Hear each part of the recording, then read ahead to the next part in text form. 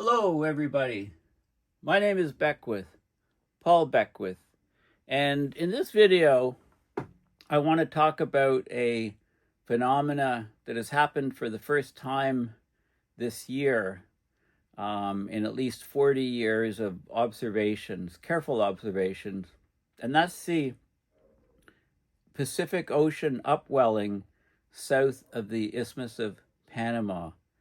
So generally, what happens is the Intertropical Convergence Zone, it tracks the sun, it follows the sun, but this year it behaved differently, and its behavior was not normal this year. Okay, it still tracked the sun, but over Panama, there's generally in January through about April, there's northerly winds. Those are winds from the north, and they're associated with the location of the Intertropical Convergence Zone. And those winds normally push water away from the Isthmus of Panama on the surface. And that water that's displaced, pushed out of the way, warm water, is replaced by much colder water upwelling from down below, from the depths in the ocean. So it's very, very high in nutrients, the upwelling water, and it allows the fishing and marine life in that region to proliferate. Well, that didn't happen this year.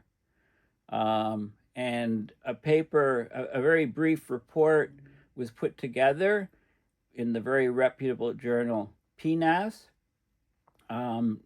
talking about the details of that effect. So I'm going to talk about this now. Also, that area, down in that area, that part of the world, there was different climate reasons that the Mayans may have collapsed. The Mayans collapsed, but what was the causes were not really clear. But there's a paper by not too long ago by some very reputable scientists who study these sort of things, and they attributed a lot of the reason for the collapse of the Mayan civilization was a change in the weather patterns in that region, which would also very likely be tied to the Intertropical Convergence Zone. So let's have a look at what's been going on in that region. Okay, so this is the key paper that was just published fairly recently, called Unprecedented Suppression of Panama Pacific Upwelling in 2025.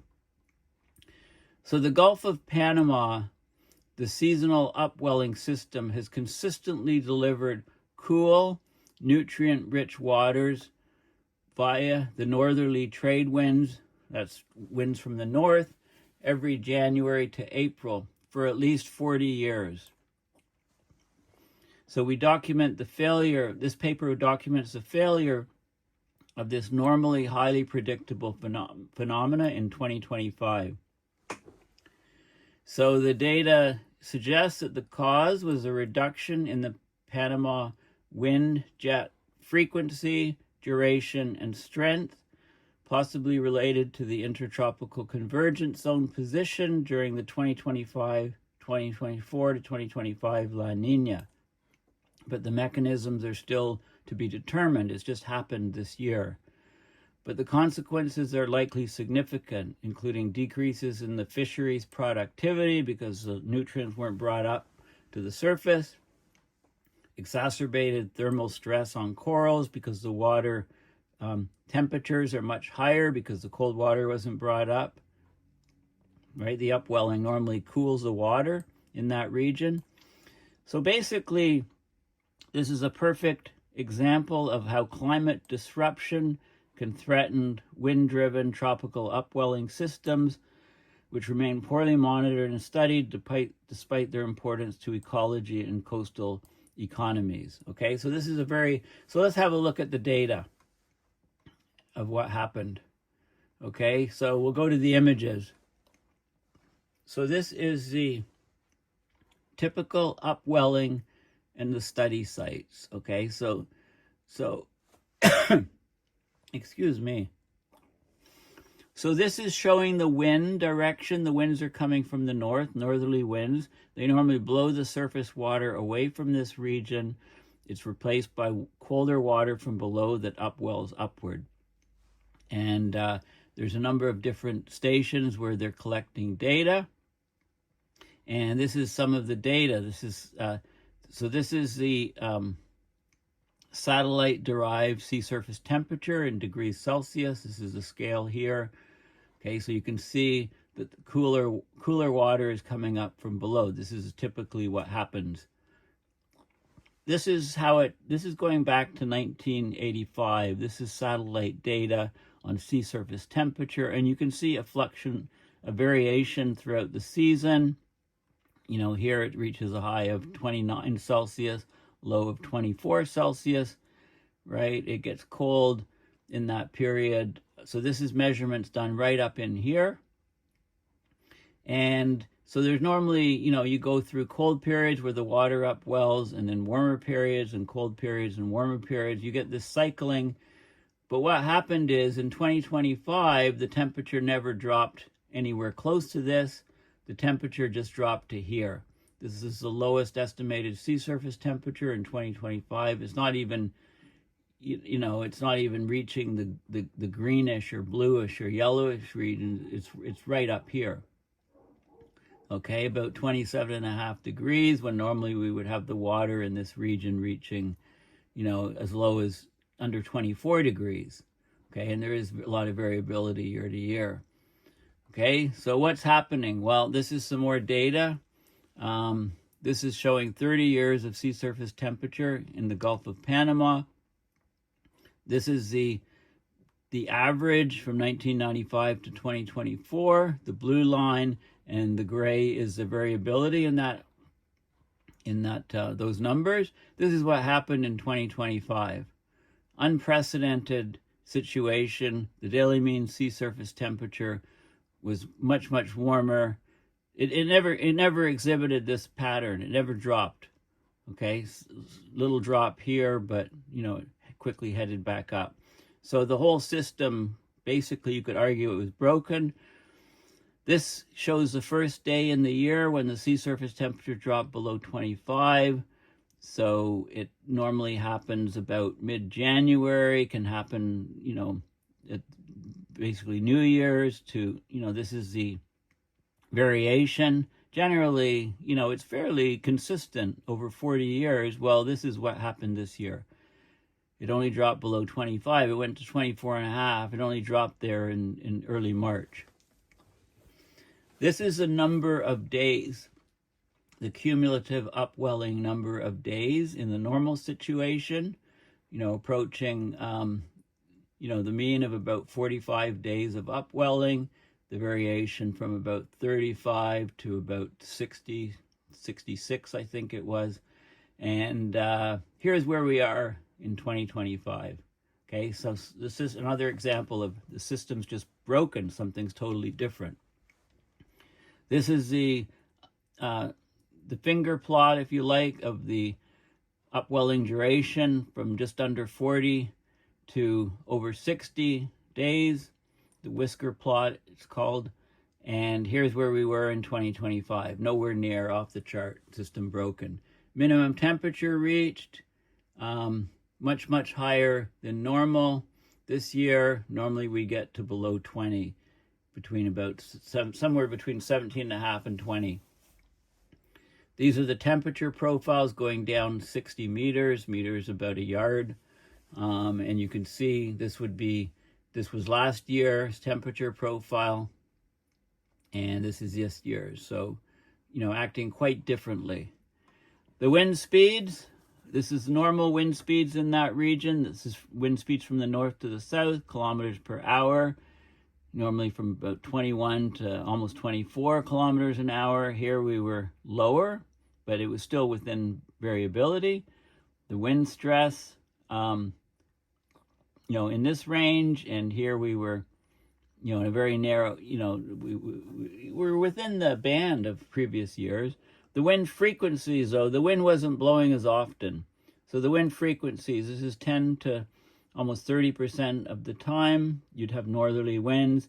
In this case, you had winds, very, very low. It didn't happen very often that you had northerly winds, so the water just wasn't able to be pushed away. So the water wasn't able to upwell up. Wind relaxation hours when it's not blowing, much higher. Wind was very quiet in 2025, way off the chart. And this is cumulative wind stress, which actually pushes the water. It's a force, basically, newtons per square meter acting on the water. You can see the cumulative stress in the normal case, and we're nowhere near that number. In fact, it didn't even budge until about 60 days into the year, January, February, March, and then it picked up in January, February, 60 days, picked up in March. Okay, and this was the wind speed anomaly, way below normal winds. Okay, it's hard to read the scale here, but this is down, -1, -2 meters per second wind speed. So the winds were much lower, creating a lack of upwelling. Okay, so that's the key finding for this year. So a lot more research needs to look at what actually happened to cause this, but it's an unprecedented situation and very costly to Panama because they rely a lot on their fisheries and it's really important for the country. This regular effect. Up until this year, it's been regular, and now it's just dropped off a cliff. So I look at some other things here. I looked into some of the historical ecology of the South Central American Pacific coast, right? The Pacific coast of the South Central America, the Isthmus, South Central American Isthmus, highly productive and biodiverse region, rich human history, right? The climate, biodiversity, early human systems have shaped the region's ecology, right? They talk about the ecology going back to from the last glacial maximum to the rise of industrial fishing in the 1950s in the region, the different changes and so on. So that's really interesting. Unfortunately, this one is behind a paywall. You can read the abstract, get some stuff out of the abstract. This is the Earth Null School, of course. You can have a look at Earth Null School, at the wind speeds in this region. See what the wind speeds are. You can see the winds blowing right here, for example, over this isthmus. And you can, of course, cycle back and pick whichever date you like. And have a look through different years, etc., of what's been happening. So you can have a look at it yourself and see what was going on. See if you can notice changes in this Earth Null School app. Okay, the oligotroph is a term. It's basically water. It's low in nutrients. There's oxygen in deeper parts. Okay, so you can talk about oligotrophic lakes, for example, and if it's very low in nutrients, you don't get a proliferation of marine life growth, and then the fish suffer. Okay, so it's a case, that's sort of a situation, and that's sort of the case here. Okay, we had very oligotrophic conditions. So I just wanted to define that term. Okay. So the other thing is the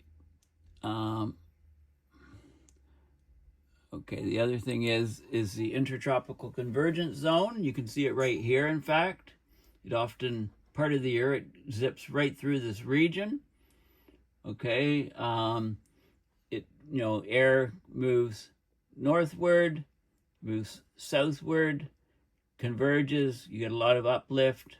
It's in the tropics, very moisture laden air, lots of water vapor condenses. You get this band of clouds around the equator. This band shifts throughout the year, tracking the sun. So this is a great link to find out a lot more on the ITCZ, the Intertropical Convergence Zone. NOAA has a great website on the ITCZ and how it forms, why it exists, how it tracks the sun, and it compares two different cities in Africa, where the ITCZ passes from one to the other, and you can get tremendous differences. So this is normal rainfall, really high in one city for a while, and then it drops off and goes really high in the other city, okay, the two different cities. So it's a good example showing you how the movement of the ITCZ has great influence on temperatures and rainfall and climate and the seasonal variability throughout the year. I looked at the Google images, at different images. This shows you where the July ITCZ normally lies and the January one and how it varies over time. And I want to look over here because this focuses on so-called Mesoamerica. Okay, so this is the ITCZ in September. You can see it's passing right through this region here. And then in winter, it's normally much lower, right? This is northern hemisphere summer, well to fall. Okay, so it's right up here.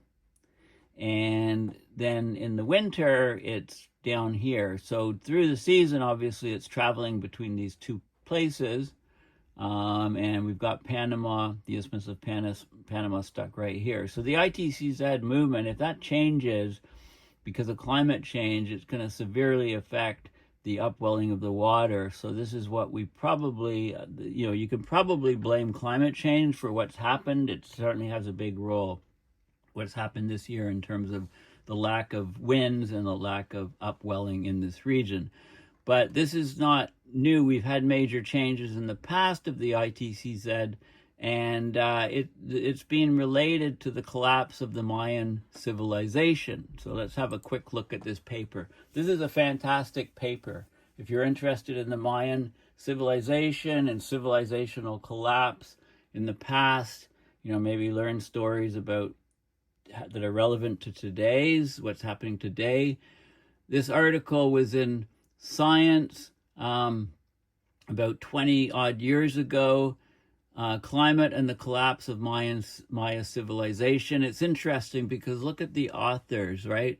576 publications, 359, 202, 205, and citations huge. So each author has over 200 publications. This is quite an amazing, you couldn't do better than that for a paper. I believe what's in there. So some of the key things, I'll just look at some. This is the article. Very, very interesting to read it. If you're so basically they looked at titanium in undisturbed sediment. So to get and the titanium reflects variations in the river input. So flow of rivers, which brings it into these sediments out into the ocean. They settle on the seafloor.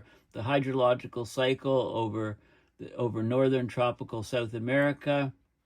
They had a seasonally resolved record of titanium through the different levels in the cores of the sediments on the ocean floor, and it showed that the collapse of the Mayan civilization in so-called the terminal classic period occurred during extended regional dry period, and it was punctuated by multi-year drought centered at 810, 860, and 910 AD.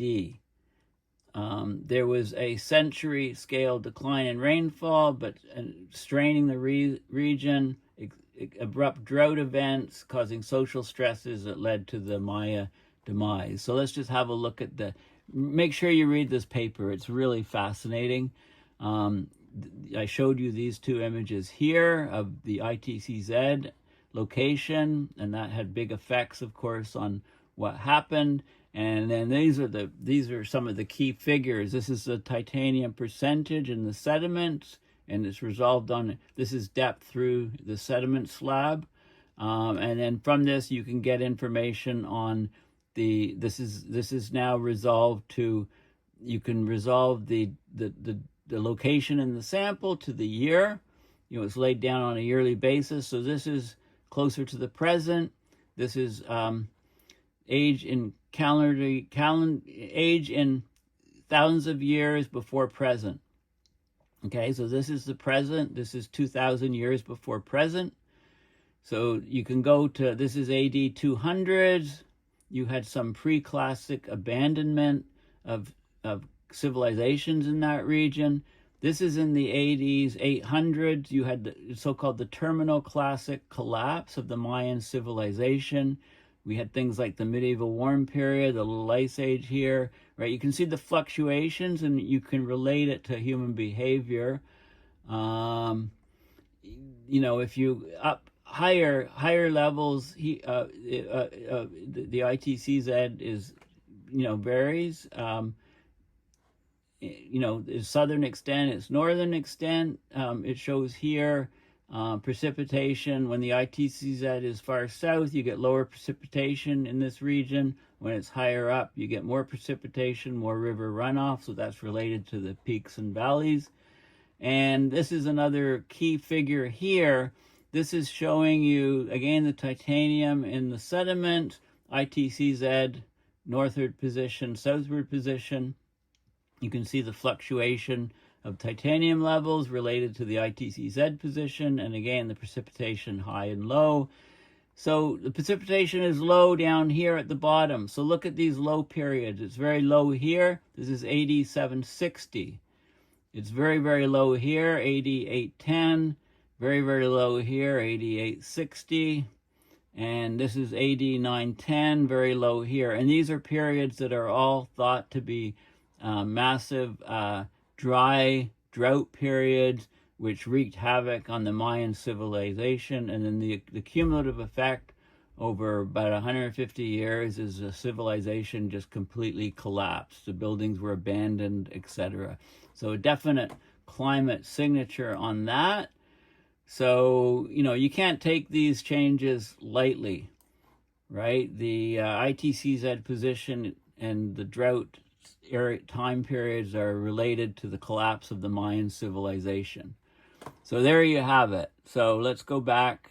So we're seeing unprecedented suppression, in the satellite record, right? This basically cold water didn't appear because the northerly winds got greatly reduced, so that the water temperature didn't drop. Very, very warm, and these are the metrics of what was measured for that event. And this just happened beginning of this year, right? It happened, the first, basically January, February, March, April of this year. And we come to, and then the paper was put out shortly, just within a few months of that happening. It was accepted July 23rd. Okay, it was received May 20th. So they got on the ball, all these people, and collaborated and did a very brief report looking at the data of what happened and published this excellent paper. So anyway, thank you for listening. It just shows you that, you can't take anything for granted in the climate system, right? Everything can change. Suddenly you can no longer grow food, for example. So anyway, thank you for listening. Please go to PayPal on paulbeckwith.net and donate to support my research and videos. More importantly, please subscribe to my YouTube channel and share far and wide. Encourage people, try to encourage one other person to subscribe. And I'm all over social media, so you can find me on multiple sites. I also have a Patreon account. Anyway, thank you for listening, and bye for now.